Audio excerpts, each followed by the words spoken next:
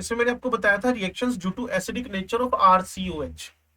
इसके H हटा हटाकर इसकी जगह हम क्या लगाए जा रहे हैं, Na2CO3 NaHCO3, क्लियर, NaOH, और अमोनिया बेस है, उससे इसने सोल्ट बना लिया फाइनली। अब मैं क्या काम करने वाला हूं, ध्यान से देखना और सुनना भी। Reactions due to OH group, reactions due to COH bond fission, जैसा कि मैंने पहले नंबर पे लिखा था आपके लिए। अब इसको देखोगे तो सारी बातें आपको वर्ड टू वर्ड समझ में आ जाएंगी। ये RCOH लिखा हुआ है, 4 लाइनें खींच लेते हैं जी। अगर एक ही डायरेक्शन में जा रहे हैं तो एक ही डायरेक्शन में चल पड़ो, क्योंकि रिएक्शन सीख रहे हो। हाइड्रोलिसिस तो सबको समझ में आता ही है। नंबर 1, एसिड का एसिड से रिएक्शन करवा दिया इन the presence of very good dehydrating agent P2O5। तो शायद आपको याद हो, जब भी कोई दो एसिड आपस में रिएक्ट करते हैं तो उनका क्या बनता है, एनहाइड्राइड।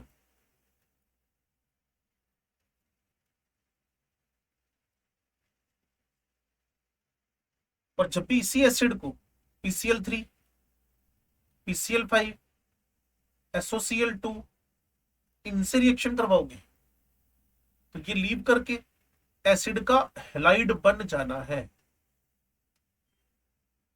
अगर इसकी जगह पर हम लोग रिएक्शन करवा दें अमोनिया की और देन आफ्टर हीट कर दें,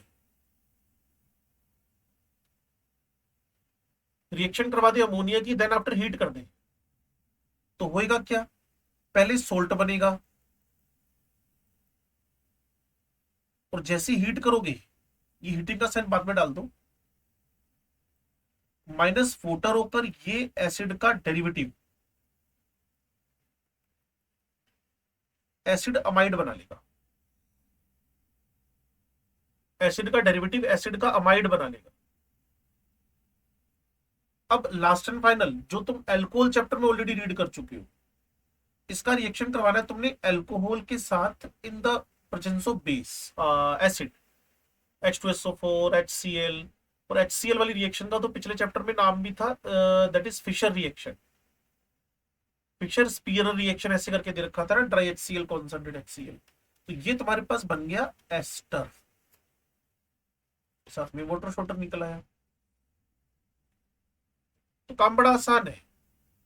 अगर मैं एसिड्स लेके चल रहा हूं, उनके O का H हटाना है, तो reaction with any base like NaOH Na2CO3 NHCO3, Grignard reagent, clear ना, FeCl3 के साथ, FeCl3 के साथ। पर इसकी खासियत क्या है, ये FeCl3 के साथ कोई कलर वलर नहीं दे रहा, जबकि फिनोल एक रेड वॉलेट कलरेशन दे रहा था। दैट्स वाई फिनोल का हमने उसको टेस्ट माना, फिनोल का हमने उसको कंफर्मेटिव टेस्ट माना, फिनोल का हमने उसको कंफर्मेटिव टेस्ट माना, ठीक है ना। अब इसमें रिएक्शन आपके पास किसकी जा रही है, reaction due to COOH, reaction due to COOH। आप अपने सिनॉप्सिस में अगर झांक कर देखो, आपके आसपास ही पड़ा होगा आपका सिनॉप्सिस, तो उसमें जो सेकंड लास्ट पेज है, after the acidic behaviour reaction due to OH part of COOH, इसकी जो पहली रिएक्शन आपने देखी है अमोनिया, जैसे सोल्ट बना, हीट किया, पानी निकला, अमाइड बन गया। सेकंड PCl3, अगला PCl5 सॉरी, फिर SOCl2, दोनों बोर्ड पे लिखे जा चुके हैं। नेक्स्ट ROH के साथ रिएक्शन करवाया, concentrated HCl H2SO4 dry HCl, page number 85, second last page मैंने बोला था शायद आपसे, चैप्टर खत्म होने में 87 पेज है। The reactivity of aromatic acids towards esterification, वो तो नीड ही नहीं, पहले वाली बात है फ्रॉम एल्कोहल चैप्टर।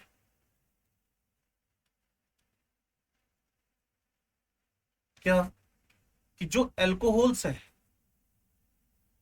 उनमें प्राइमरी सेकेंडरी से और सेकेंडरी टर्शरी से ज्यादा रिएक्टिव है, अगर आपको याद हो तो। और जो एसिड्स है उसमें लेस ब्रांच्ड, मोर रिएक्टिव है। फॉर्मिक फास्टेस्ट रिएक्ट कर रहा है,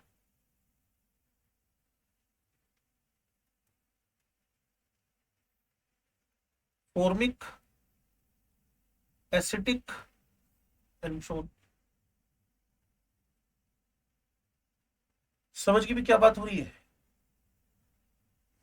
ठीक है, तो ये पुरानी बात हो गई है।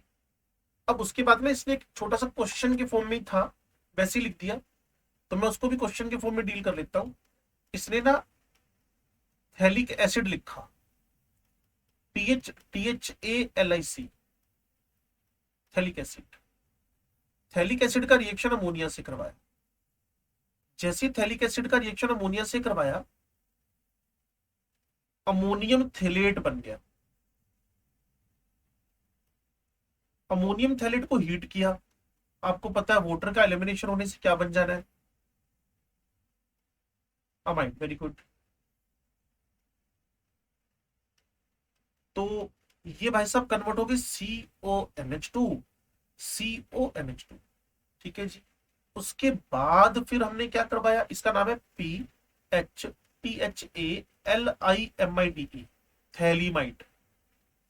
थैलीमाइड अगले चैप्टर में आ रहा है इस टेस्ट के बाद।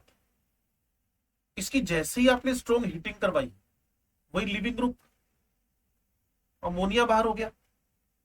और फाइनली ये आपके पास एक ना हल्का सा चेंज है, ए का चेंज है, यहाँ का ए का चेंज। ये AMIDE है, AMIDE, PHTHALAMIDE, ए। और ये जो नेक्स्ट बनने जा रहा है,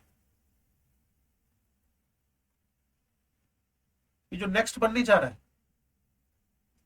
NH, ये PHTHALIMIDE। हो सकता है आप में से कुछ बच्चों को पता हो कि प्राइमरी अमाइड के नाम में AMID जुड़ता है, और सेकेंडरी अमाइनो है अमाइडो, उसमें IMIMIMINE या फिर IMIDE जुड़ता है। ठीक है जी। तो ये वैसे ही क्वेश्चन के फॉर्म में ही था और कुछ खास बात नहीं थी इसके अंदर ना। तो पहली reaction due to OH bond fission, second reaction due to CO bond fission, CO से OH टूट गया, क्या बन गए? एसिड के डेरिवेटिव्स बन गए। और जितने भी एसिड के डेरिवेटिव्स हैं, उनको अगर हाइड्रोलाइज करो, जितने भी एसिड के डेरिवेटिव्स हैं अगर उनको हाइड्रोलाइज करो, तो वापस एसिड बनने लगते हैं। नाउ रिएक्शन थर्ड टाइप की, reactions due to complete COOH group, reactions due to complete COOH group. इसके लिए 11वीं क्लास से शुरू हो जाओ। पहला, डी कार्बोक्सिलेशन, 11वीं क्लास की रिएक्शन है डी कार्बोक्सिलेशन। इसमें रिएक्शन करवानी पड़ती है सोडा लाइम के साथ।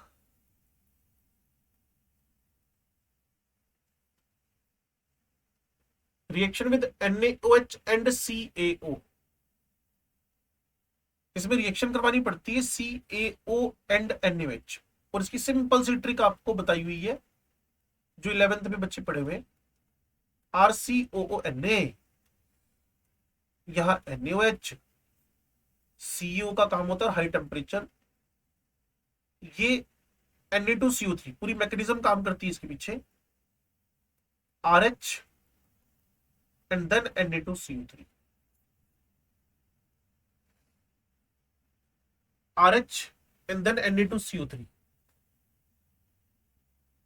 RCOONA, NaOH, ये RH बन गया, ये Na2CO3। इसका ट्रिक सिंपल हो गया, COONA हटाना है आपने, उसकी जगह क्या सब्स्टिट्यूट कर देना है, H। ये सिंपल ट्रिक है इसकी। मान लो आप CH3COONA लेके चल रहे हो, यहां सोडा लाइम लिखा हुआ है, हाई टेम्परेचर लिखा हुआ है, यहां सोडियम बेंजोएट लिखा हुआ है, वही सोडा लाइम लिखा हुआ है। पहले वाले का आंसर मीथेन, दूसरे वाले का आंसर बेंजीन। और अगर आपको याद आए तो इसी काम को हमने किया था फिनोल चैप्टर में, सोडियम सैलिसिलेट लेकर फिनोल बना दिया था? भूल गए? एटलीस्ट सोडियम सैलिसिलेट तो सुना होगा। हाँ, NaCO के साथ। इससे क्या बन गया था आपके पास? फिनोल। लेकिन अभी टारगेट ये था ही नहीं। डिकार्बोक्सिलेशन था किसका? कार्बोक्सिलिक एसिड्स का। चलो लिख भी सकते हो, कार्बोक्सिलिक ग्रुप में तो सैलिसिलेट भी आता ही है ना। कार्बोक्सिलिक में सैलिसिलिक एसिड का सैलिसिलेट भी तो आता ही है ना। चलो जी, हम इसके बाद की रिएक्शन ही 11वीं क्लास की रिएक्शन थी, सिंपल ट्रिक ओबे करो। सोडा लाइम डिकार्बोक्सिलेशन ही नाम हो गया एक। अगला कोल्ब्स इलेक्ट्रोलाइसिस, ये भी पिछले साल की रिएक्शन।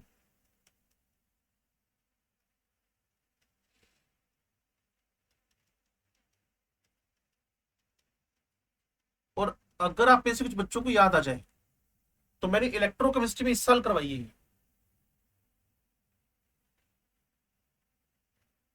इलेक्ट्रोकेमिस्ट्री में इसी साल करवाई है। RCOO Na, यहां इलेक्ट्रोलाइसिस, या इसके दो मोल लिए। बस सिंपल ट्रिक है, RR आंसर लिख के आ जाओ, यही इसकी ट्रिक है बस। RR आंसर लिख के आ जाओ, RR।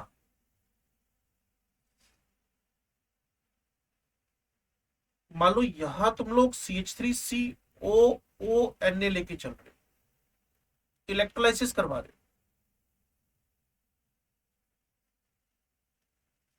ठीक है ना? तो आंसर आप ही सोच लो। बस इस रिएक्शन में ना साइड प्रोडक्ट्स बहुत सारे आते हैं, साइड प्रोडक्ट्स।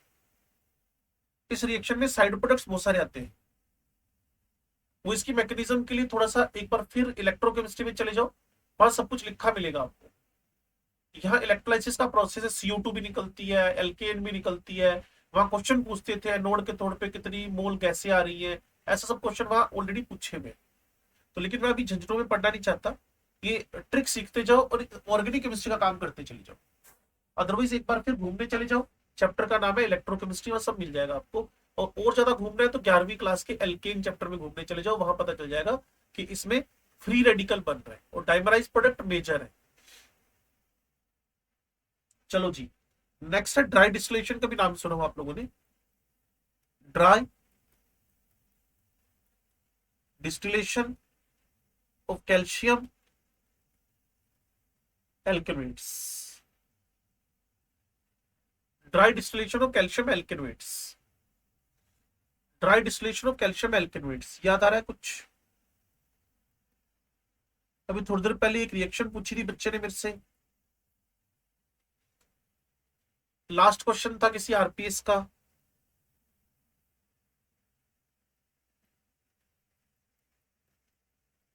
लो जी, यहां मैं जनरल बात लिख देता हूं, अगर कोई कैल्शियम एल्केनोएट होगा, हिटिंग से कीटोन आने शुरू हो जाएंगे। अगर मिक्सचर ऑफ कैल्शियम फॉर्मेट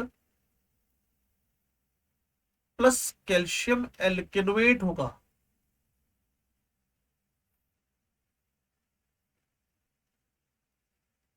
तो यहां आपके पास फॉर्मेल्डिहाइड भी आएगा।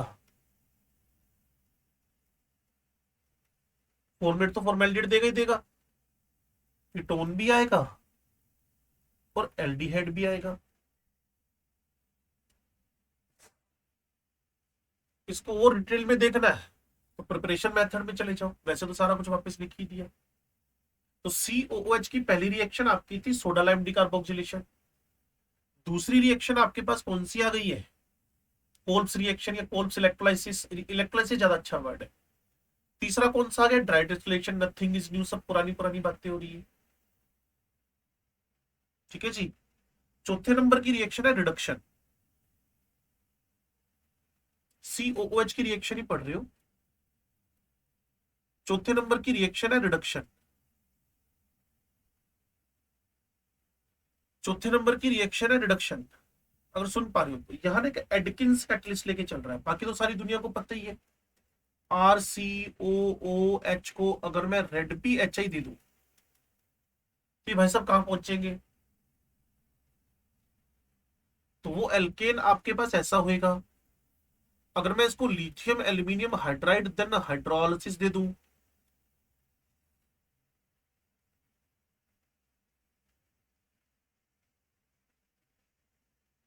भूल गए? aldehyde ketone acid derivative when reduces by the lithium aluminum hydride they will give the alcohols। ये लीव करेगा, एल्डिहाइड बनेगा, फिर अटैक होएगा तो ये RCH2OH देगा।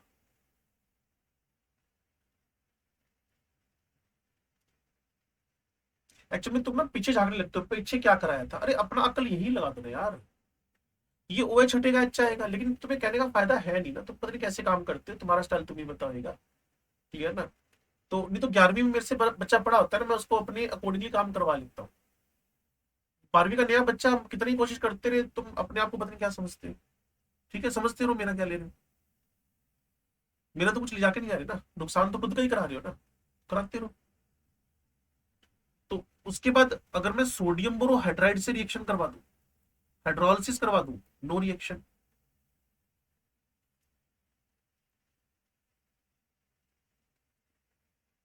रेड पीएचआई हो गया, लिथियम एल्यूमिनियम हाइड्राइड हो गया, सोडियम बोरोहाइड्राइड माइल्ड है। वो एसिड्स जिसमें रेजोनेंस स्टेबलाइजेशन हो गया, वहां रिएक्शन नहीं कर पाएगा। ये सब पुरानी रिएक्शन चल रही है। एक नई रिएक्शन है जो तुम्हारे सिनॉप्सिस में है, CuCr2O4। इसको बोलते हैं एडकिंस कैटलिस्ट। CuCr2O4, इसको बोलते हैं ADKINS। बात है कि रिएजेंट याद करना है, रिएक्शन में कुछ नहीं याद करने के लिए। उसने क्या कहा? Partial reduction of acid with lithium aluminium hydride और hydrogen in the presence of CuCr2O4। Adkins Adkins partially होएगा, और कन्वर्ट किस में होएगा? एल्कोहल। बस मैं फिर आपसे कह रहा हूं, सिर्फ इतना याद करवाना था। CuCr2O4 is known as Adkins catalyst. बनना वही है जो लिथियम एल्यूमिनियम हाइड्राइड कर रहा है। क्लियर है? कंप्लीट रिडक्शन वो मैंने रेड पीएचआई लिख दिया है। कन्वर्ट COOH, जो आप ही ने बता दिया था मेरे को कि रेड पीएचआई क्या कर सकता है, COOH का CH3 में कंप्लीट कन्वर्जन कर सकता है। अब ना स्पेशल फॉर्मिक एसिड की रिएक्शंस पे ध्यान देंगे।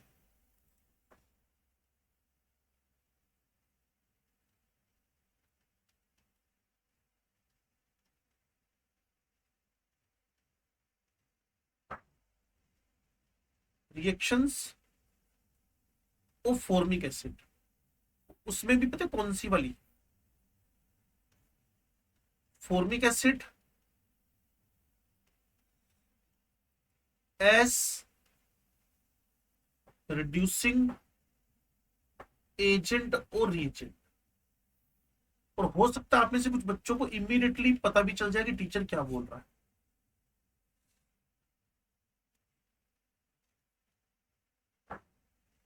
जो लुकिंग लाइक एल्डिहाइड, एल्डिहाइड नहीं है मुझे भी पता है, लेकिन एल्डिहाइड जैसा दिख रहा है, इसकी वजह से रिएक्शन होगी, टोलेंस, फेलिंग, बेनेडिक्टी, सब हो जाएगा कंप्लीट ना। तो लिख लिया भाई फॉर्मिक एसिड को, ये लिख लिया जी फॉर्मिक एसिड। यहां लिख लिया टोलेंस रिएजेंट, यहां लिख लिया CuO। अब पहले वाले में क्या होएगा? H2O CO2 plus silver mirror. दूसरे वाले में क्या होएगा? सेम हरकतें, रेड कलर्ड Cu2O, इसको फेलिंग बोलते हैं। चाहो तो बेनेडिक्ट ले लो, आपको पता है ये कौन होएगा? बेनेडिक्ट सिट्रेट है, सिट्रेट। सेम हरकत कॉपी पेस्ट हो जाएगी, रेड कलर आ जाएगा।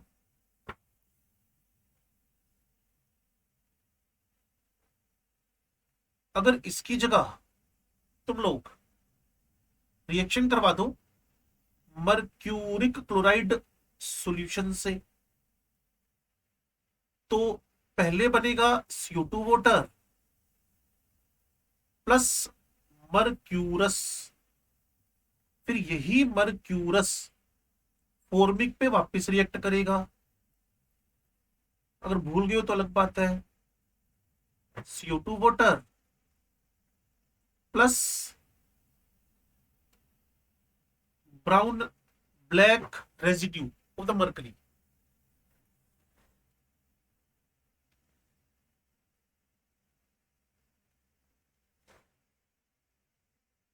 बोलो भाई।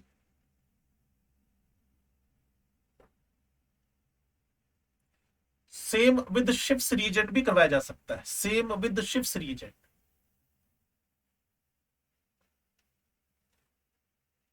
ये मैंने लिखा जी फॉर्मिक एसिड, वही शिफ्स रिएजेंट। और आप में से कुछ बच्चों को पता होगा शिफ्स रिएजेंट इज पैरा रोजेनिलीन हाइड्रोक्लोराइड। उसमें SO2 डाल दो, कलरलेस हो गया। और जैसे ही हम उसमें एल्डिहाइड या फिर ये फॉर्मिक एसिड डालेंगे, पिंक कलर रीस्टोर हो जाएगा।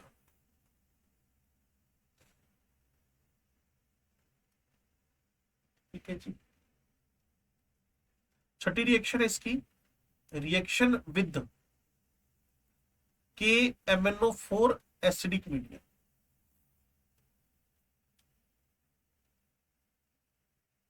ये पिछले साल का रेडोक्स जुड़ेगा हल्का हल्का। सुनो भाई, एक स्केलेटन फिक्स कर रहा हूं। KMnO4 इन एसिडिक मीडियम, ये K2SO4 बनाएगा, ये MnSO4+2 बनाएगा। और शायद आप में से कुछ बच्चों को बताओ KMnO4 in acidic medium, KMnO4 in acidic medium, KMnO4 in acidic medium converted to the Mn+2 colourless. और ये आपका 12वीं क्लास का लेबोरेटरी का प्रैक्टिकल भी है, रेडोक्स टाइट्रेशन बोलते हैं उसको।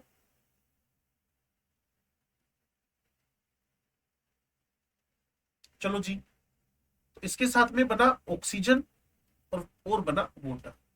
तो के साथ KMnO4, के साथ KMnO4, H2SO4, ये मेरे पास 3 हो गए, 3 ही वाटर बन गए, 5 ऑक्सीजन बन गए। ये कंप्लीट रिएक्शन हो गई है भाई। लेकिन ये सिर्फ और सिर्फ KMnO4 के एसिडिक बिहेवियर की रिएक्शन थी। थोड़ा सा चेक करें, एसिडिक मीडियम में बिहेवियर की रिएक्शन थी।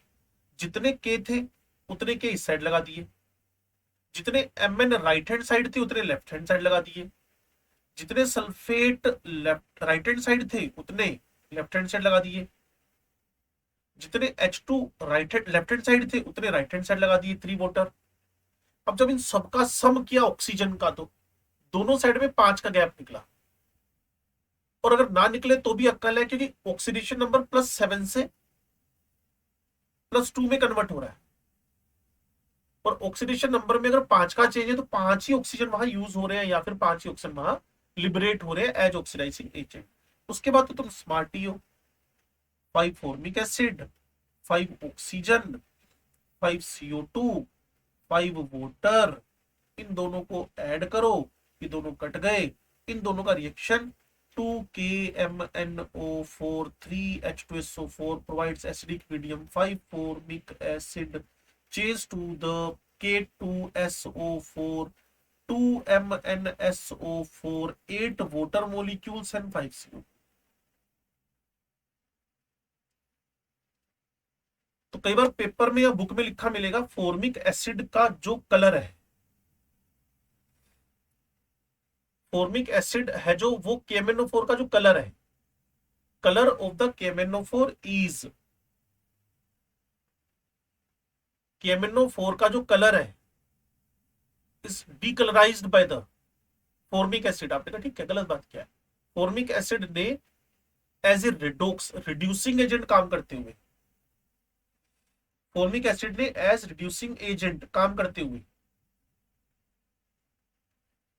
फॉर्मिक एसिड ने एज रिड्यूसिंग एजेंट काम करते हुए KMnO4 को क्या कर दिया? ऑक्सीडाइज कर दिया, सॉरी रिड्यूस कर दिया। और वो KMnO4 +7 से +2 में कन्वर्ट हो गया।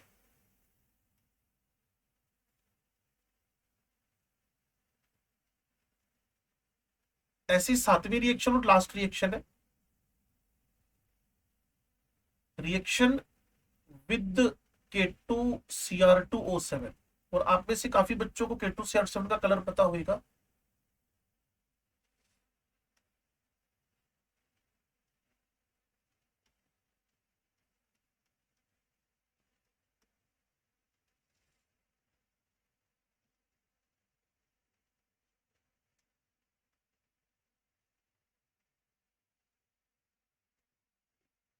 K2Cr2O7 हुआ, एसिडिक मीडियम ले लिया आपने, K2SO4 में कन्वर्ट हुआ जैसे पीछे हुआ था। Cr2SO4 whole thrice redox chapter बोलता है कि इलेक्ट्रोकेमिस्ट्री रेडॉक्स दोनों चैप्टर बोलते हैं कि क्रोमियम का stable oxidation number in aqueous solution is +3। D block में वापस बताया जाएगा ये सब बातें, लेकिन फिलहाल बताया जा चुका है तो उसको थोड़ा सा अपने दिमाग में रखो। नेक्स्ट इसने वोटर बनाया और नेसेंट ऑक्सीजन निकाली। जितने पोटेशियम इधर लिख दिए, जितने क्रोमियम इधर लिख दिए, जितने सल्फेट थे आपके पास इधर लिख दिए, वाटर मॉलिक्यूल और साथ में 3 ऑक्सीजन निकलेंगे। तो ये आपके पास ग्रीन कलर है। पेपर में लिखा हुआ है formic acid when react with K2Cr2O7 it changes the color of K2Z7 to green। आपने कहा ठीक है रिएक्शन हो रही है, इसके नीचे हो सकता है आप में से कोई बच्चा लिख पाए रिएक्शन। फॉर्मिक एसिड के 3 मोल, 3 ही नेसेट ऑक्सीजन, 3 ही CO2 और 3 ही क्या बन जाएंगे वाटर। अब इनको जोड़ के लिख दे, लिखो भी जल्दी से, इसको ऐड करके लिखो।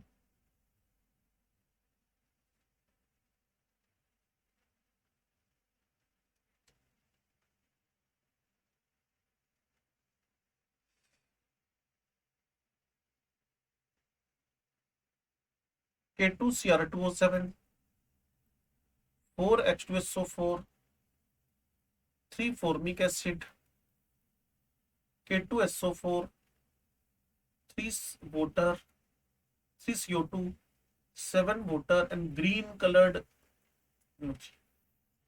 तो फाइनल टच क्या निकला? फॉर्मिक एसिड,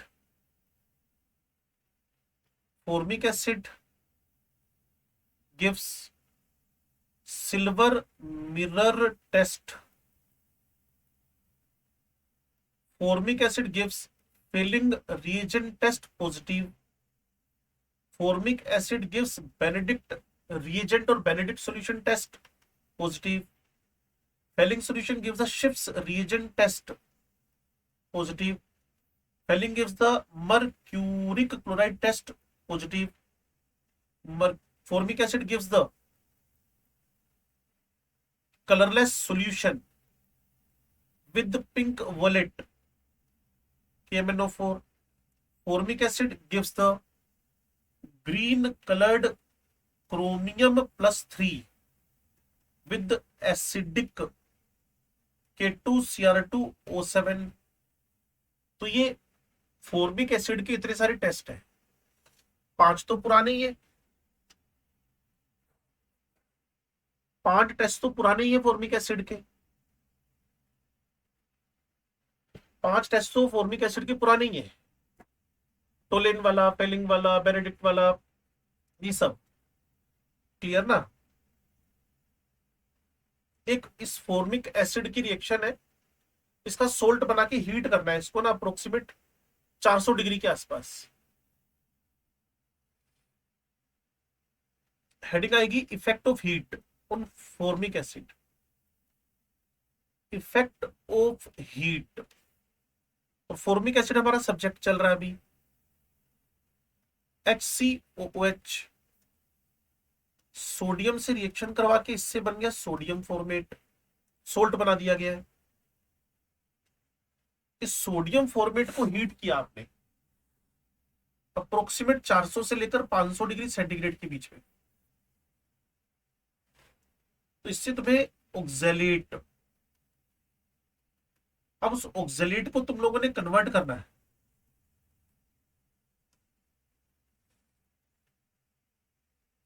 और आप शायद मोटिव समझोगे कि Na की रिएक्शन क्यों करवा दी उसने। पहले उसने जो एसिडिक हाइड्रोजन था ना उसको सेफ रख लिया, एसिडिक हाइड्रोजन उसने एक strong electrostatic force of attraction से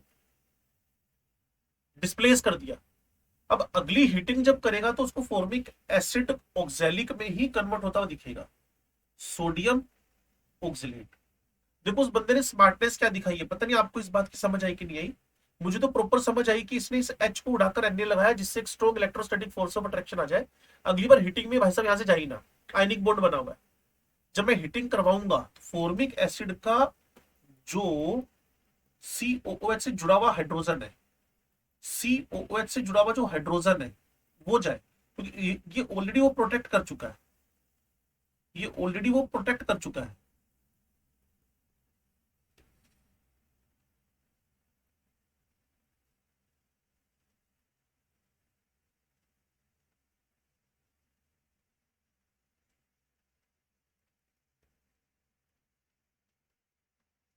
वो ऑलरेडी इसको प्रोटेक्ट कर चुका है।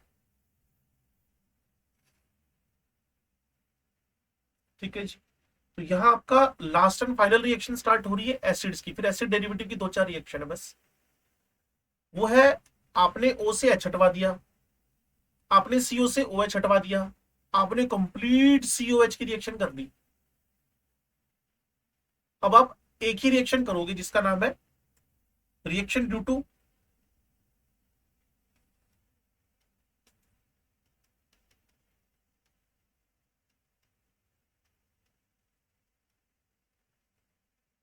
Alkyl group.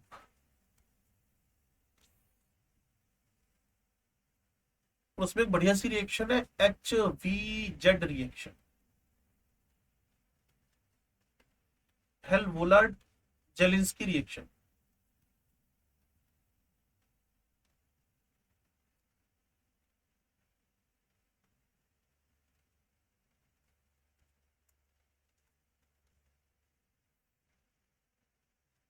HVZ रिएक्शन नाम है इसका, HVZ।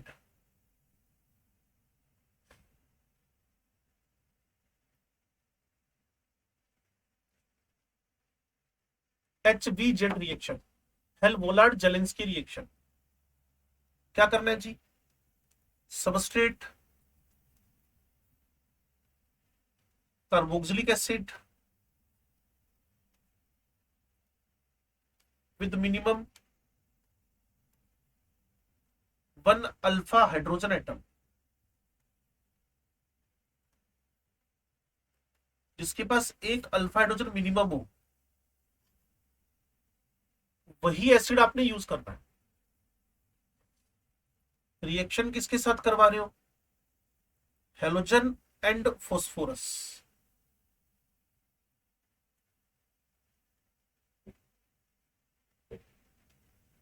और पूरा की पूरा प्रोसेस क्या है, अल्फा हेलोजिनेशन।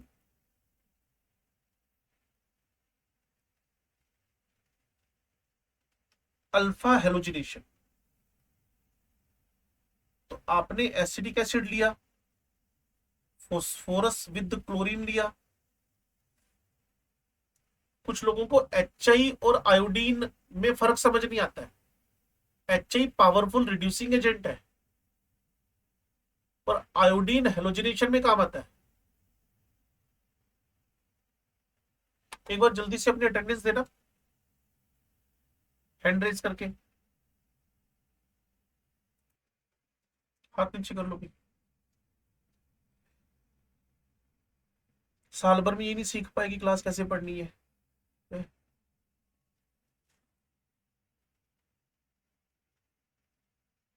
एसिडिक एसिड पे रिएक्शन हो रहा है फॉस्फोरस और क्लोरीन का, ठीक है ना। ये अल्फा हेलोजिनेशन हो जाएगा, इसका नाम हो जाएगा alpha chloro acetic acid, alpha chloro acetic acid, alpha chloro acetic acid, alpha chloro acetic acid. और अगर एक्सेस ले लो तो फिर कॉन्टिन्यूअसली हेलोजिनेशन चलता जाएगा और सारे के सारे H हट के बाद Cl आ जाएगा। तो वर्ड टू वर्ड मैं आपको पढ़ के बता देता हूं, फिर उसके बाद हम लोग जो स्पेशल रिएक्शन है उसकी तरफ बढ़ेंगे और फिर देखते हैं जितना भी है, बिना जल्दीबाजी के चैप्टर की तरफ मूव करते हैं। सुनो, उसने कहा HVZ reaction involves the replacement of alpha hydrogen, तभी मैंने डिमांड की आपसे minimum 1 alpha hydrogen in carboxylic acids on treatment with chlorine और ब्रोमीन। मैंने सीधा लिख दिया हेलोजन फास्फोरस, तो वहां क्लोरीन पी भी हो सकता है, ब्रोमीन पी भी हो सकता है। क्लियर है?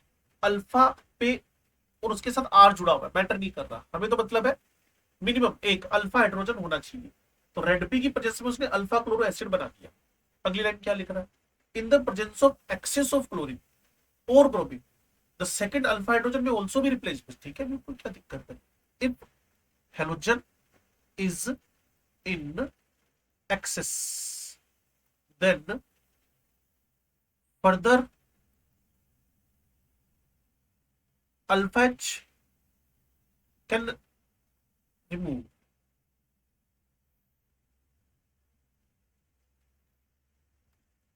अगर मैं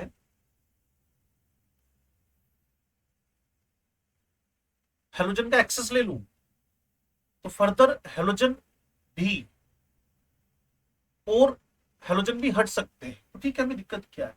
the alpha halogen atom in RCHX can be easily substituted by other. वो तो ठीक है, बट देखो कितना बढ़िया काम हो गया।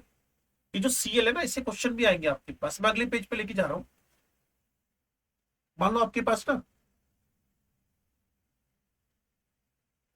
CH2X और COOH लगा होगा, इसकी एसएन रिएक्शन करवा सकते हैं हम लोग। अब सुनो,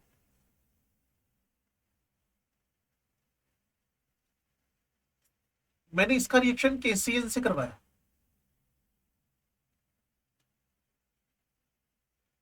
मैंने इसका रिएक्शन KCN से करवाया, ठीक है।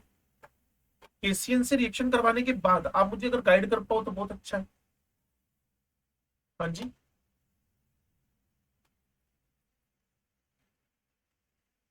तुम इतना भी बोलते हो तो ऐसे फील होता है जैसे एहसान कर रहे हो ना। सिंपल बोलो भी, X displaced by the cyano group. इसका फर्दर हाइड्रोलिसिस करवाना है कंप्लीट। एसिड, और इस स्ट्रक्चर का नाम है मेलोनिक एसिड।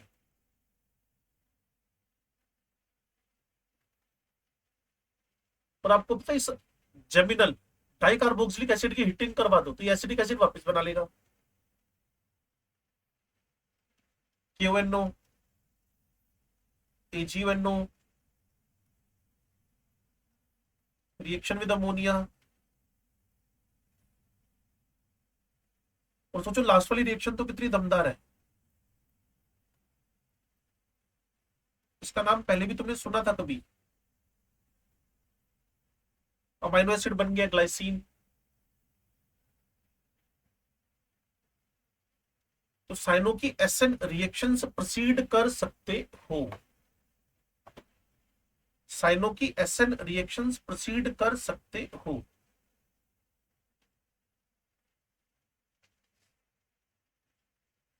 लो जी, अब हमारे पास बीटा कीटो एसिड्स का मतलब अब ना कार्बोक्सिलिक एसिड के चारों रिएक्शन को हमने डन कर लिया।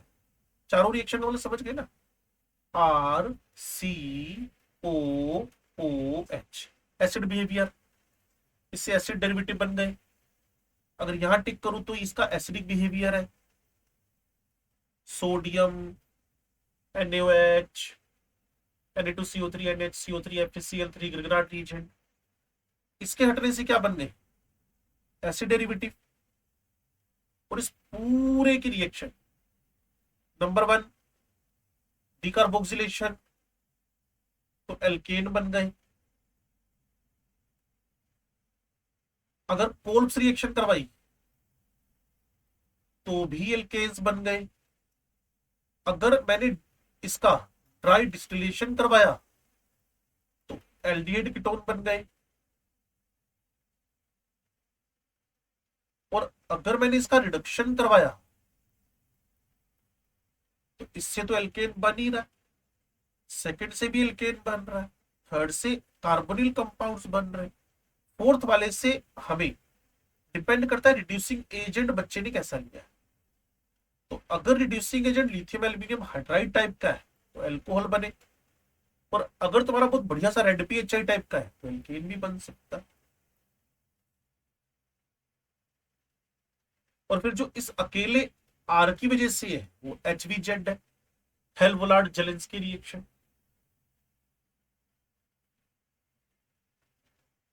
बोलो भाई, अगर बात क्लियर हुई तो।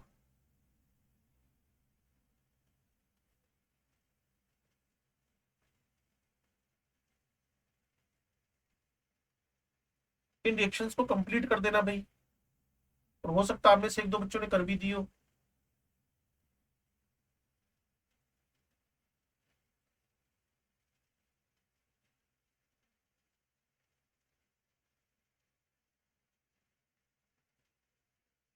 हाँ जी। अब आपके पास है decarboxylation of beta keto acids, ये अलग से हेडिंग है। Decarboxylation of beta keto acids. और मैं तो बच्चों को बोलता हूं कि अगर बीटा पे कोई इलेक्ट्रॉन विड्रॉइंग ग्रुप लगा हो तो डी कार्बोक्सिलेशन उतना आसान हो जाएगा। जितना अच्छा, जितना ज्यादा, जितना स्ट्रॉन्ग इलेक्ट्रॉन विड्रॉइंग ग्रुप लगाओ, डी कार्बोक्सिलेशन उतना आसान हो जाएगा। पहले तो स्ट्रक्चर समझो, ये अल्फा, ये बीटा है। फिर लॉजिक समझो कि हीट हुआ, हीट होने से जहां तक मुझे इंफॉर्मेशन है ये अपना प्रोटॉन डोनेट करेगा। जब ये अपना प्रोटॉन डोनेट करेगा तो ये CO2 माइनस करेगा, हीटिंग है। जब CO2 माइनस करेगा तो कार्ब एनायन बनेगा, और इस कार्बन एनायन पे वापस प्रोटॉन का अटैक होने से एसीटोन। तो अगर बात को समझ पाओ, वैसे तो सीधा सीधा आंसर छापना है हमें। तो ये एसिड ग्रुप है, ये अल्फा बीटा पे कीटो है। जितना बीटा पे इलेक्ट्रॉन विड्रॉइंग ग्रुप होंगे, -CO2 हो गया, CH3CO CH3 बना दिया आपने। लेकिन इसके अंदर मैसेज क्या था अगर आप अंदर समझे हो तो? एक पाथ तो मैंने सीधे सीधे बना दिया है, ये तो डायरेक्ट हिट मारा है आपने, डायरेक्ट हिट। CO2 निकाल के परे मारा, ये मैकेनिज्म के थ्रू गए आप। ये स्टेप वाइज मैकेनिज्म है। मतलब क्या? Removal of proton. तो मुझे एक बात सिखा दी आपको, डी कार्बोक्सिलेशन अगर किसी को करवाना हो, डी कार्बोक्सिलेशन अगर किसी को करवाना हो तो directly proportional to the stability of carbanion. अगर स्टेबल कार्बन नहीं बनेगा, अगर स्टेबल कार्ब एनायन नहीं बनेगा तो डी कार्बोक्सिलेशन के चांस नहीं। और उसको प्रमोट कौन करता है? मैं भूल गया। कार्बन एनायन की स्टेबिलिटी कौन बढ़ाता है? Electron donating group. तो इलेक्ट्रॉन विड्रॉइंग हो गया कीटो। अब इस टाइप के क्वेश्चंस अपने आप लिख सकते हो आप। ये डायरेक्ट हिट किया हमने, हिट करो आंसर। और ये हमने मैकेनिज्म के अंदर बात बढ़ा दी।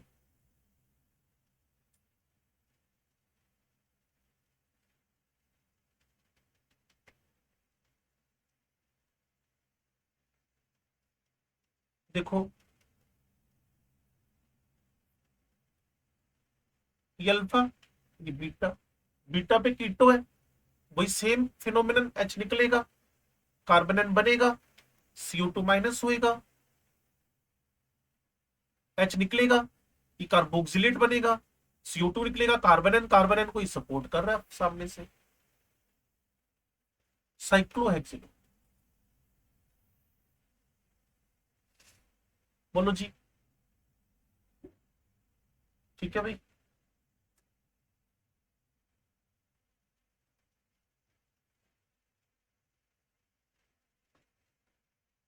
अगला टारगेट आपका एसिड के 4 डेरिवेटिव जिसकी मैक्सिमम रिएक्शन ऑलरेडी आप कर चुके हो।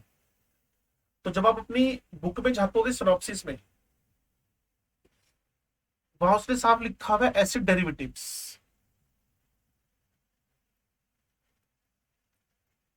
और मुझे बस थोड़ी सी हेल्प की नीड आपकी। एसिड डेरिवेटिव्स के सीक्वेंस में चारों नेम बताने हैं आपने सीक्वेंस में, और वही उसके डिक्रीजिंग रिएक्टिविटी भी होगा। एसिड हैलाइड परफेक्ट है।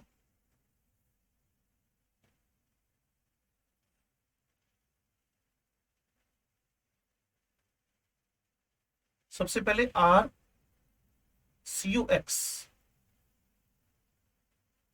फिर क्या लिखना चाहिए, एनहाइड्राइड या एस्टर, एनहाइड्राइड, फिर क्या लिखना चाहिए, क्या सोचते हो? और ये आप इनफाइनाइट टाइम कर चुके हो, फिर डिपेंड करता है आप कितने एक्टिव हो क्लास के अंदर, क्योंकि कान तो हम पकड़ नहीं सकते, और पढ़ना तो यार सेल्फ चॉइस होता है ना, जबरदस्ती कौन पढ़ा सकता है किसी को।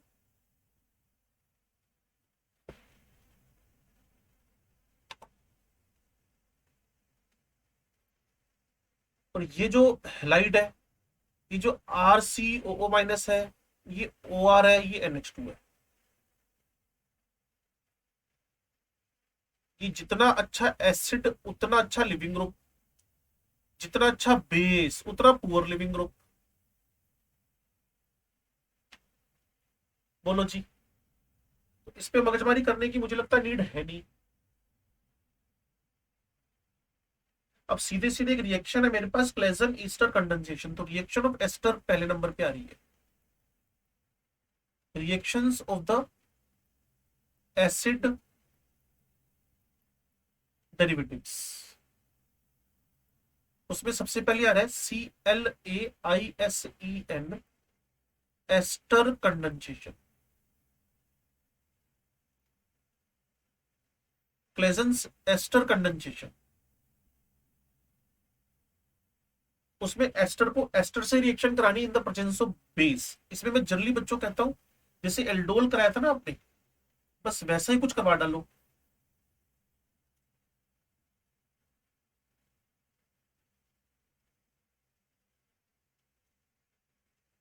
जैसे एल्डोल कराया था ना, बस उसकी नकल करनी है आपने। CH3CO, CH3CO, एस्टर पे एस्टर का अटैक, और सोडियम एसिटेट बेस ले लिया। अब सोच के देखो क्या प्रोडक्ट बनेगा, मैं वेट कर रहा हूं आपके आंसर का।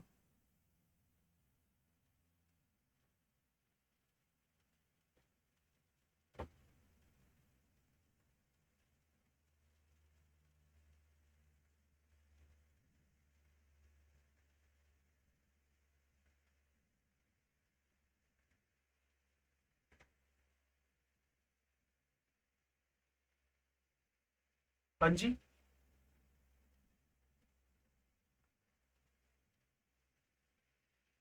CH3, पहले एल्डोल बना ले, OH, फिर आपके पास इथोक्सी अपनी जगह टिका हुआ है। जब आपको इतना बड़ा हिंट दे दी लाइक एल्डोल, करा दो लाइक एल्डोल। ये CH2, ये CO, ये आपका इथोक्सी, नकल होगी सारी की सारी। अब शायद आप में से काफी बच्चों को पता हो, या एक दो को पता हो, या किसी को भी ना पता हो कि हेमी एसिडल लाइक स्ट्रक्चर है।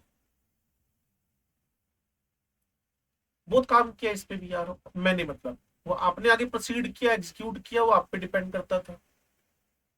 11वीं के बच्चों को तो हाथ पकड़ के काम करवाना पड़ता है हमें ना, वो 12वीं के लिए तैयार हो जाते हैं। माइनस इथेनॉल, तो ये CH3, C double बॉन्डो, CH2, CO, ethoxy, ethyl एसिटो acetate.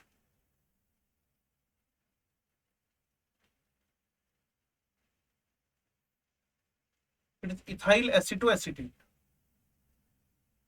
और ना, इसका लीव करना कोई आसान काम नहीं है, एक बार पहले भी हुआ था।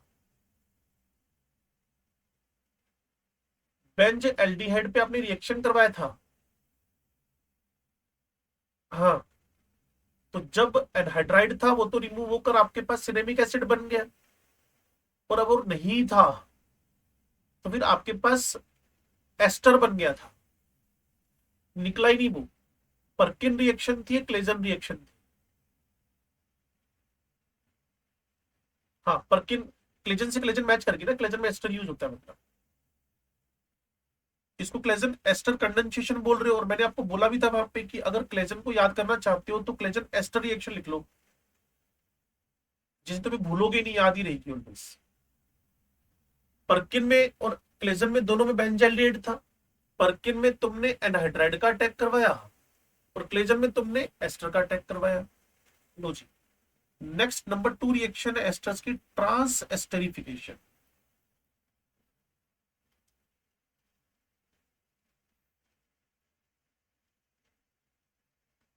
ट्रांस एस्टरिफिकेशन, पता क्या होगा? एस्टर पे अल्कोहल की रिएक्शन करवानी है, जिसे हाइड्रोलिसिस नहीं करवाते हम लोग। और लिविंग ग्रुप कौन सा है, शायद अब तो जो कभी कभी क्लास सुनता होगा उसको भी समझ में आ गया होगा। बिल्कुल नहीं सुनने वाले के लिए चलो बात ही छोड़ दो ना, उसका तो कुछ कर भी नहीं सकते आप। उसका तो घर बैठे पेरेंट्स नहीं कुछ कर पा रहे, मैं तो दूर बैठा हूं। तो आरसीओ ओ आर, यहाँ ओ आर ये लिविंग ग्रुप है, और यहां से इसका अटैक सी पे होएगा, तो माइनस आरओएच हुआ, और एस्टर से एस्टर ही बन गया वापिस। इसीलिए नाम क्या रखा है, ट्रांस एस्टरिफिकेशन। एस्टर से एस्टर ही बन गया। मान लो यहां मिथाइल है और यहां इथाइल है,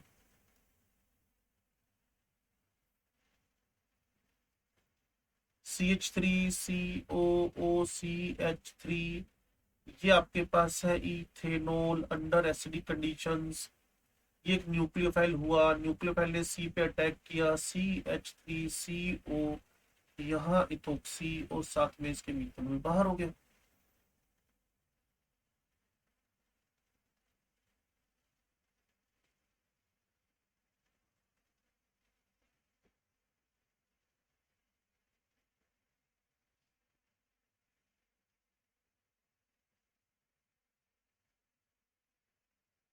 बोलो जी। इसके बाद एक रिएक्शन और है, रिडक्शन करवाना है इसका, इसी एस्टर का।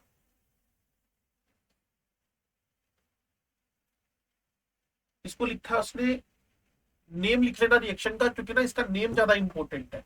वो हेडिंग डाल के लिख लो, that is BOUVEAULT।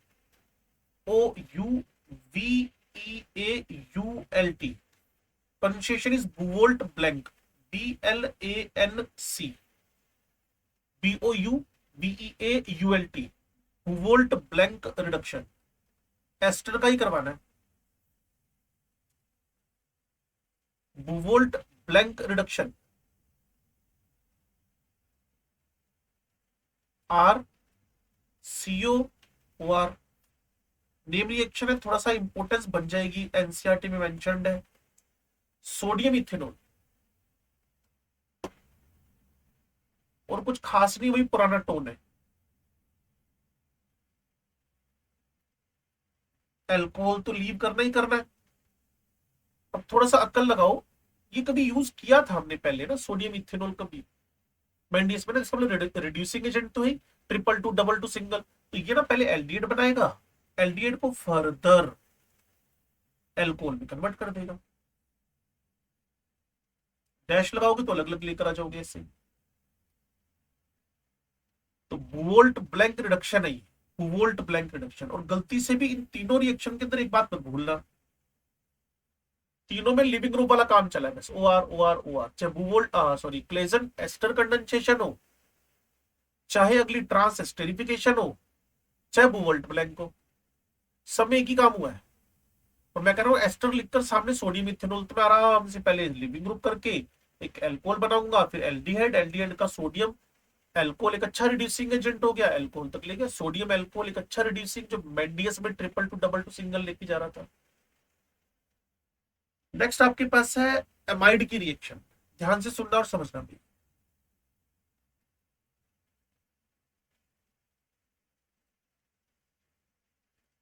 Maximum reaction ये आपकी नोन होंगी। यहां लिखा आरसीओ, यहां लिख दिया NH2। सबसे पहली रिएक्शन मैंने इसका हाइड्रोलिसिस करवाया, अगर आप मुझे गाइड कर पाओ।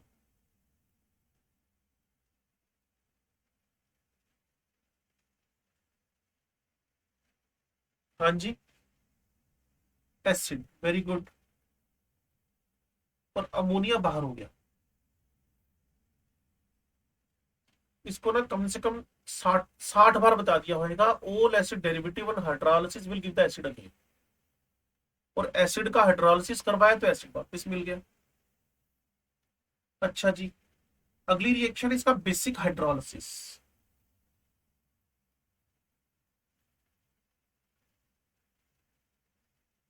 सेम वैसे जो पहले हुआ था, पहले एसिड बन जाएगा, सामने सोल्ट बन जाएगा।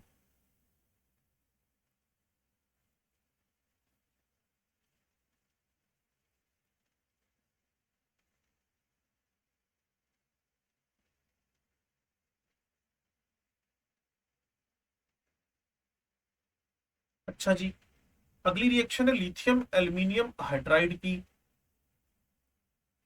देन हाइड्रोलिसिस अगर याद आए तो अच्छी बात है। Acid acid derivatives on reaction with lithium aluminum hydride gives the alcohols। बस इसकी थोड़ी सी ना प्रॉब्लम है, इसके साथ अमोनिया बना ना, ये रिएक्शन फर्दर अमाइन बना लेती है, इसलिए ना इसको सुटेबल रिएक्शन नहीं मानती चलती। और शायद आपको याद आ जाए, अल्कोहल अमोनिया से रिएक्शन करके अमाइन बनाता है। चैप्टर का नाम एल्कोहल, चैप्टर का नाम एल्कोहल।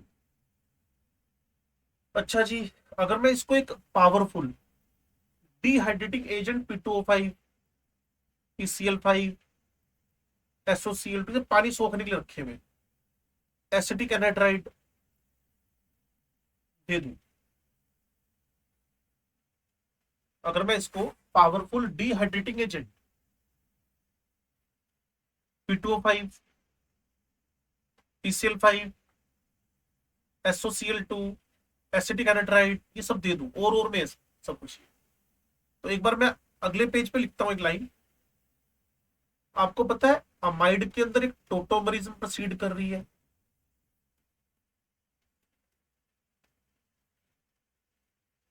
ये, और जब आप एक डेंजरस डिहाइड्रेटिंग एजेंट लेके चलते हो, जब आप एक बहुत अच्छा डिहाइड्रेटिंग एजेंट लेके चलते हो, तो ये भाई साहब एक स्टेबल साइनाइड में कन्वर्ट हो जाते हैं। तो पीछे रिएक्शन देखें, बुक्स वाले तो ऐसे ही करेंगे, लेकिन मैंने इसको लॉजिकली आपके दिमाग में डाल दिया कि H2, लेकिन बच्चा कहेगा ऐसे कैसे, तो पहले टोटोमरिज्म हुई है इसके अंदर। हुई क्या है, टोटोमरिज्म इसका करेक्टर है। तो टोटोमरिज्म होते होते उसमें आपने क्या डाल दिया, PCl5, PCl3, P2O5, SOCl2, acidic anhydride, ये सब किसका काम कर रहे हैं, पावरफुल डिहाइड्रेटिंग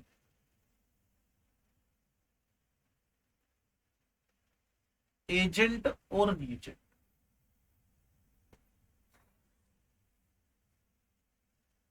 बोलो भाई।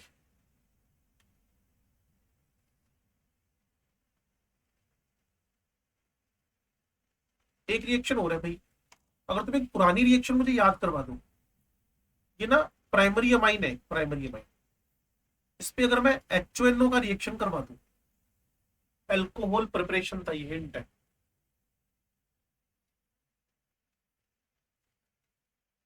पुराना मत ऐसे याद किया करो आंखें घुमा घुमा के, इधर ना सामने देख के देखो भी क्या हो सकता है। अल्कोहल बना था ना,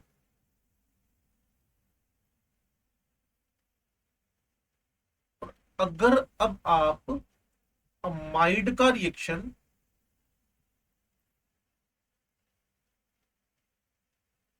HNO2 से करवा रहे हो, R लिखा, CO लिखा, NH2 लिखा, सेम मैकेनिज्म ओबे हुई। और शायद आप में से मैक्सिमम बच्चों के, या जो भी आपको पता होगा कि HNO2 डायरेक्ट नहीं लेते हम लोग, बेंजीन डाइजोनियम सोल्ट के साथ HONO क्या होएगा?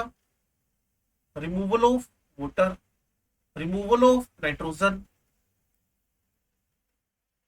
और आपके पास बन जाएगा एल्कोहल की जगह एसिड। और मैं तो कह रहा हूं कि यहां से गायब कर दो, ये गायब कर दो। देखो, amine change to alcohol, amide change to acid, amine alcohol, amide acid, amine alcohol, amide acid में कन्वर्ट होगा। बोलो भाई। लास्ट एंड फाइनल दो रिएक्शन है, एम्फोटेरिक नेचर ऑफ अमाइड।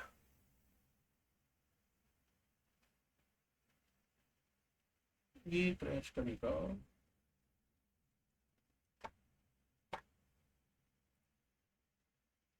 कहा कहेगा थैंक यू, अभी 2 मिनट पड़े हैं।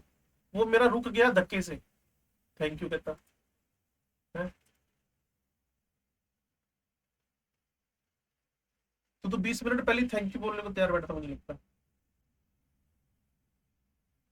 वो रुक गया काम करते करते यार, निकम्मे आदमी।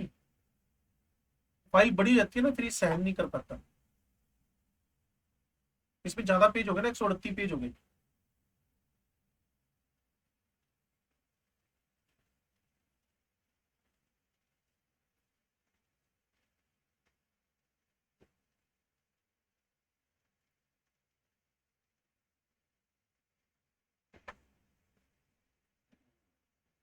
बोर्ड दिख रहा है?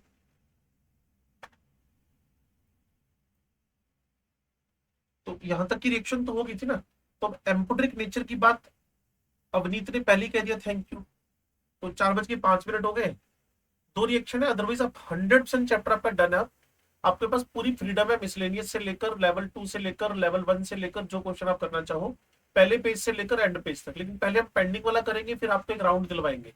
पहले पेज पे कोई डाउट, दूसरे पे डाउट, उल्टे चल पड़ेंगे। ये काम शुरू कर देंगे। ठीक है, ओके, हम दूसरी बार थैंक यू हो गया तेरा। चलो पढ़ लिख लेना अभी।